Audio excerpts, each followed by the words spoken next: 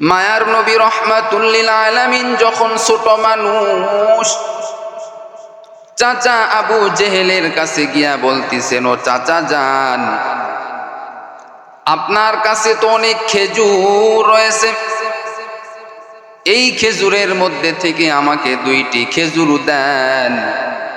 2টি খেজুর যদি আমাকে দেন তাহলে আমার অনেক উপকার হইতো। আমি এই 2টি খেজুর খেয়ে আমি পানি পান করে আমার ক্ষুধাটা আমি নিবারণ করতাম। চাচা আবু জেহেল এইবার মায়ার নবী রহমাতুল লিল আলামিনকে জানা দেন, ও মুহাম্মদ, তুমি তো ছোট মানুষ, তোমাকে 2টা খেজুর দিব, তবে শর্ত হলো আমার একটি কাজ করে দিতে হবে। আল্লাহ রসুল এইবার আবু জেহেলকে বললেন, ও চাচা, কি কাজ আমি আপনার করব, আপনি বলেন, কাজটা আপনি দেখায়া দেন। এবার আবু জেহেল জানায়া দেয়, ও মুহাম্মদ, এই যতগুলি খেজুর রয়েছে একটি বস্তার মধ্যে, একটি টোপলার মধ্যে যতগুলি খেজুর রয়েছে, এই খেজুরগুলি তুমি মাথায় করে নিয়ে আমার বাড়ি পর্যন্ত তুমি পৌঁছায়া দাও। যখন তুমি আমার বাড়ি পর্যন্ত পৌঁছায়া দিবা, এরপরে আমি খুশি হইয়া তোমাকে 2টা খেজুর আমি তোমাকে দিয়া দিব। মায়ার নবী রহমাতুল লিল আলামিন চাচা আবু জেহেলের কথায় রাজি হয়ে গেলেন। তখন মায়ার নবী ছিল ছোট মানুষ, ছোট। এবার চাচা যেই কথা বলেছে সেই কথা মানার জন্য প্রস্তুত। আল্লাহ রসুল নিজে এইবারে খেজুরের বস্তাটা এইবার মাথায় করে নিয়েছে, মাথায় করে নিয়ে এইবার আবু জেহেলের বাড়ির দিকে রওনা হয়েছে। পিছনে পিছনে আবু জেহেলের কর্মচারী একজন ইহুদি মায়ার নবী রহমাতুল লিল আলামিনের পিছনে পিছনে যাইতেছে, তার পিছনে আবু জেহেলও যাইতেছে, আস্তে আস্তে হাঁটতেছে। এবার মায়ার নবী ছোট্ট মানুষ, 2টা খেজুরের জন্য আবু জেহেলের এতগুলি খেজুর মাথায় করিয়া নিয়া মায়ার নবী আবু জেহেলের বাড়ির মধ্যে চলে গেল।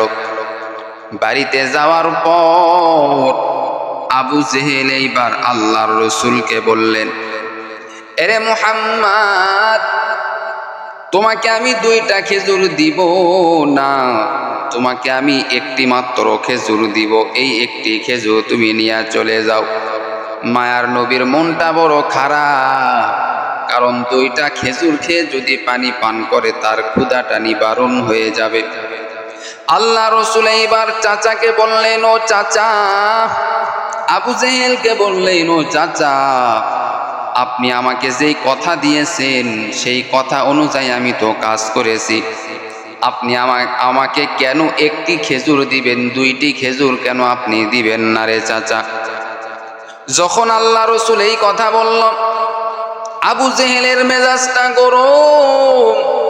আবু জেহেল এইবার আল্লাহ রসুলকে এমন ভাবে একটা থাপ্পড় লাগায়া দিল, নাউজুবিল্লাহ। এমন জোরে আবু জেহেল নিজের শক্তি দিয়া, তার শরীরের মধ্যে যত শক্তি ছিল আবু জেহেল সব শক্তি দিয়া এবার আল্লাহ রসুলের গালের মধ্যে যখন থাপ্পড় দিল, মায়ার নবীর চোখ দিয়া ঝরঝর করে পানি বের হওয়া শুরু করেছে। আল্লাহ পাক রব্বুল আলামিন সহ্য করতে পারে নাই। আল্লাহ রসুল পয়গম্বর সাল্লাল্লাহু আলাইহি ওয়াসাল্লাম এইবার মনটা খারাপ করিয়া যখন আবু জেহেলের বাড়ি থেকে যাইতেছে, এবার আবু জেহেলের যে কর্মচারী, ইহুদি কর্মচারী ছিল, সে যখন এইবার এই খেজুরের বস্তাটা যখন খুলল, আল্লাহর কি কুদরত, আল্লাহর কি কুদরত, আল্লাহ কি না করতে পারে রে বাবা। এই খেজুরের বস্তা খোলা মাত্র দেখে সব খেজুরগুলি আল্লাহ পাথর বানায়া দিয়েছে।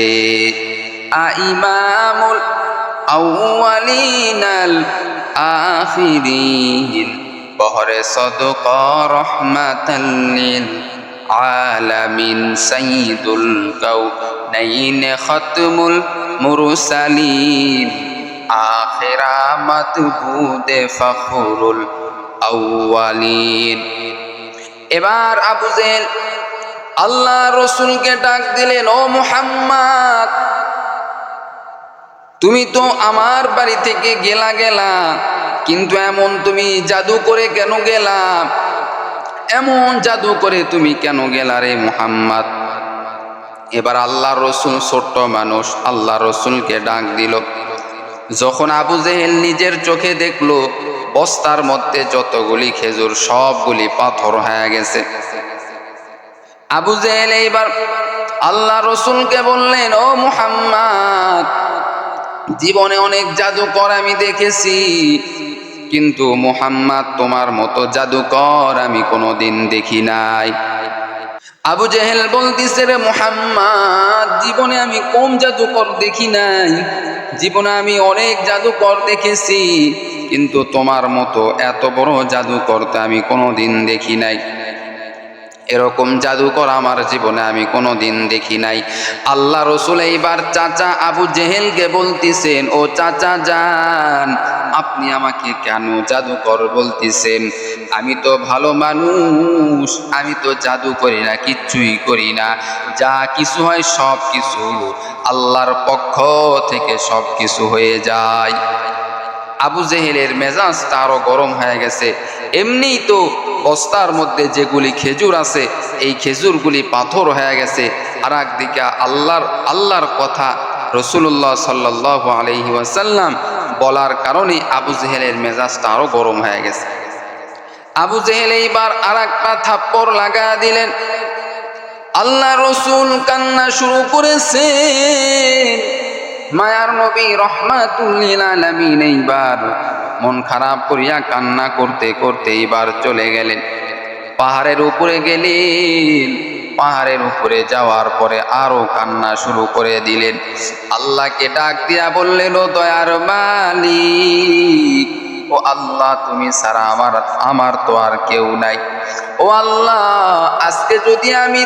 আজকে যদি আমি মুহাম্মাদের বাবা যদি জীবিত থাকতো, আমার বাবা আমাকে খেজুর খাওয়াইতো, কত কিছুই না খাওয়াইতো। ও আল্লাহ, আমার জন্মের আগে আমার বাবা দুনিয়া থেকে বিদায় নিয়েছে। আমার যখন একটু বুদ্ধি হয়ে গেল তখন আমার মা দুনিয়া থেকে চলে গেছে। ও আল্লাহ, তুমি ছাড়া তো আমার আর কেউ নাই, আমি বড় এতিম, তুমি ছাড়া তো আমার আর কেউ নাই রে আল্লাহ। এই বলিয়া আল্লাহ রসুল কান্না শুরু করেছেন, কান্না করতেছেন আর বলতেছেন, ও দয়ার মালিক, ওই আবু জেহেল আমাকে এমন ভাবে থাপ্পড় লাগা দিল, যদি আমার বাবা জীবিত থাকতো আবু জেহেলকে ছেড়ে কথা বলতো না। আমার মা যদি জীবিত থাকতো আবু জেহেলকে ছেড়ে কথা বলতো না রে আল্লাহ। ও আল্লাহ, তুমিও তো উত্তম বিচারকারী, তুমিও উত্তম বিচার করে দিয়েছো। ও দয়ার মালিক, কত সন্তানের বাবা মা রয়েছে, যখনই সন্তানেরা বিপদে পড়ে কোনো কিছু চাওয়ার দরকার হয়, ওই সন্তানদের মা বাবা তাদের সব কিছু পূরণ করে দেয়, কিন্তু আমি বড় এতিম, এতিম হওয়ার কারণে কত কষ্টই না সহ্য করতে হয়। এরে নবীর উম্মতের দল, মায়ার নবী রাহমাতুল লিল আলামিন ফুপা ফুপা কান্না করে আর আল্লাহকে ডাক দেয়, আল্লাহকে ডাক দেয়। এদিকে আবু জেহেলের যে কর্মচারী, ইহুদি কর্মচারী, আবু জেহেলের বাগানে খেজুর উঠানোর জন্য চলে গেল, খেজুর উঠানোর জন্য চলে গেল। গিয়া দেখে এমন অবস্থা, নবীজিকে দুইটা থাপ্পড় লাগানোর কারণে আবু জেহেলের পুরা বাগানের যত খেজুর রয়েছে সব খেজুর পাথর হয়ে গেছে। এবার আবু জেহেলের কর্মচারী, ইহুদি কর্মচারী আবু জেহেলকে ডাক দিয়া বলে, রে মালিক, আপনি যে মুহাম্মদকে থাপ্পড় দিয়েছেন, প্রথম থাপ্পড় দেওয়ার কারণে আপনার বস্তার মধ্যে যেগুলি খেজুর ছিল সেগুলি পাথর হয়েছে। দ্বিতীয় থাপ্পড়টা আপনি কেন আবার দিলেন? দ্বিতীয় থাপ্পড় দেওয়ার কারণে আপনার বাগানের যত খেজুর আছে সব খেজুর পাথর হয়ে গেছে।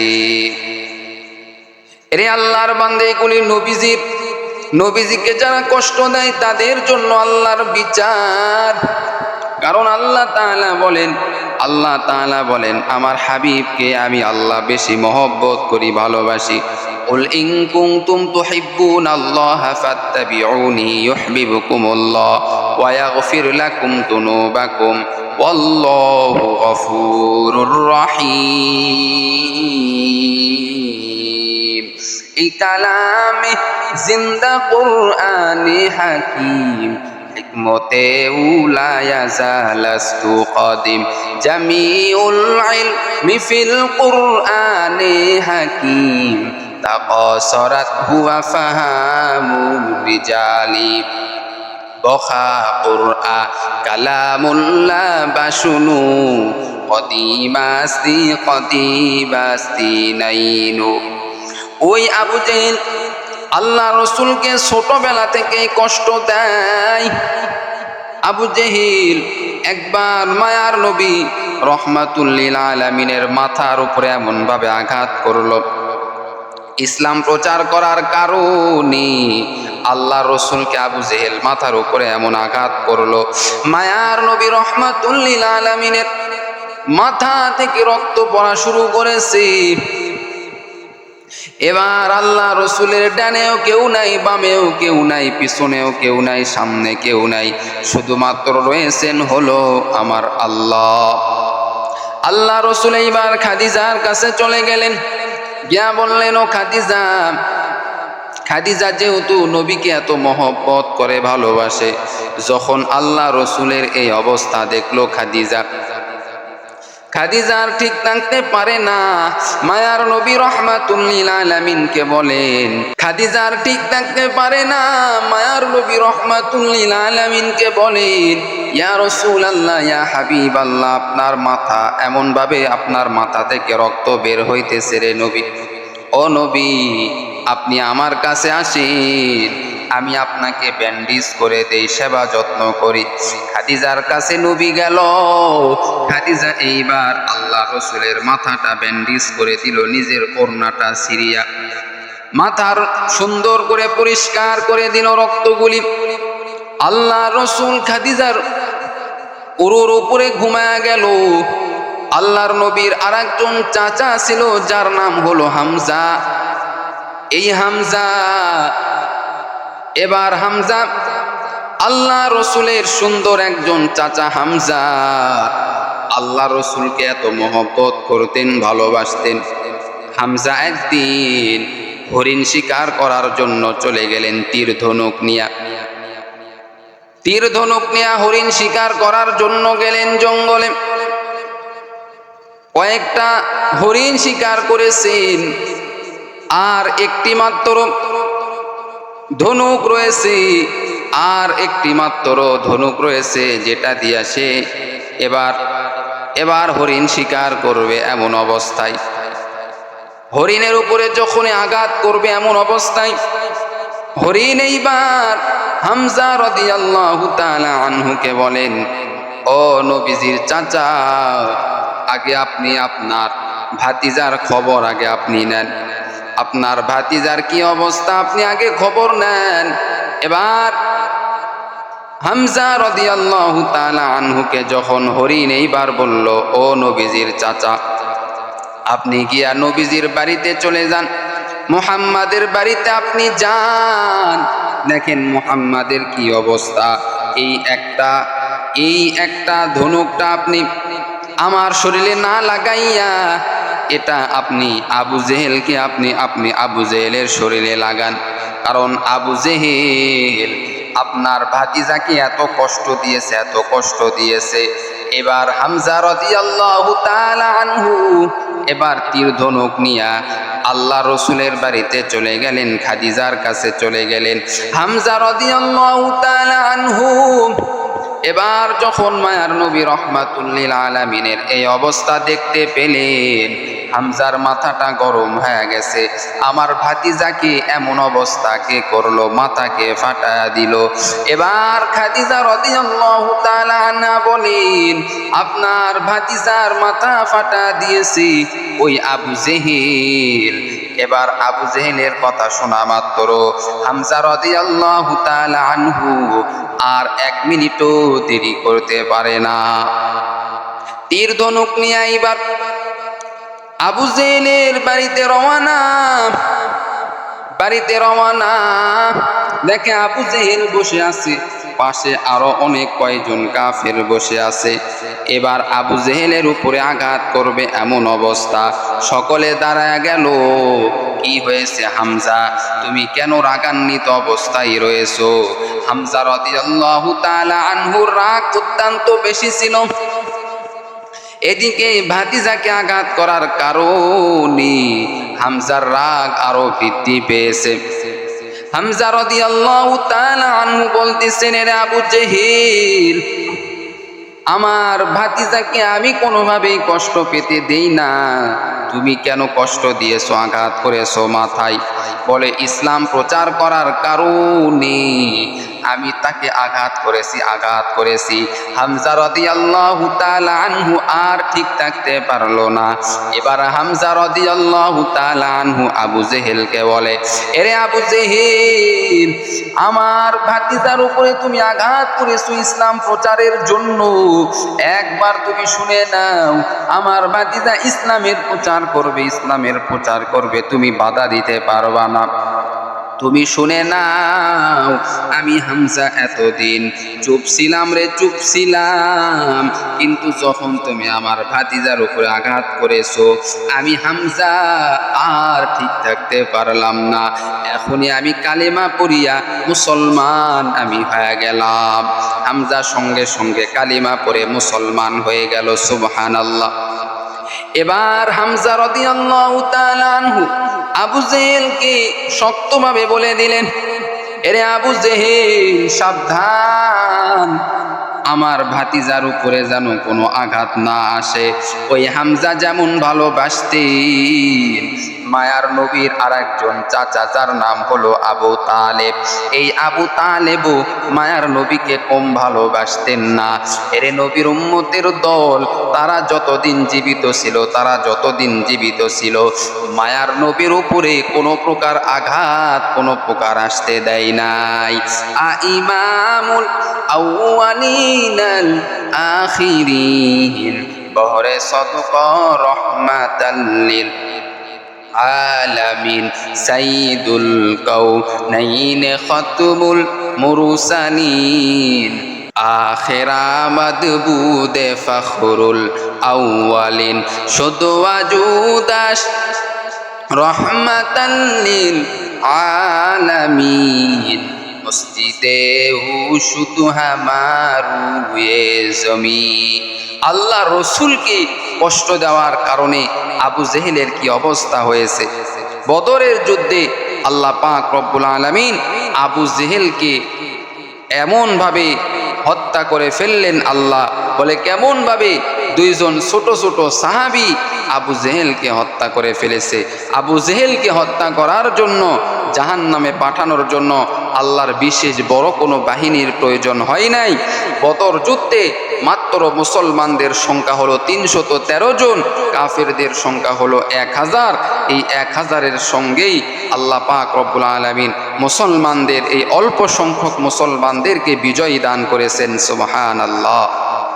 ওইখানেই আল্লাহ পাক রব্বুল আলামিন বদরের যুদ্ধে আবু জেহেলকে ছোট্ট দুইজন সাহাবী দিয়া আবু জেহেলকে হত্যা করে ফেলেছে। এজন্য কাজেই আল্লাহ রসুলকে যারা কষ্ট দিবে, আবু জেহেল যেমন এরকমভাবে কষ্টের মধ্যে পড়ে মারা গেছে, দুনিয়াতে যারা আল্লাহ রসুলের বিরোধিতা করবে তারাও কষ্টের মাধ্যমে মারা যাবে।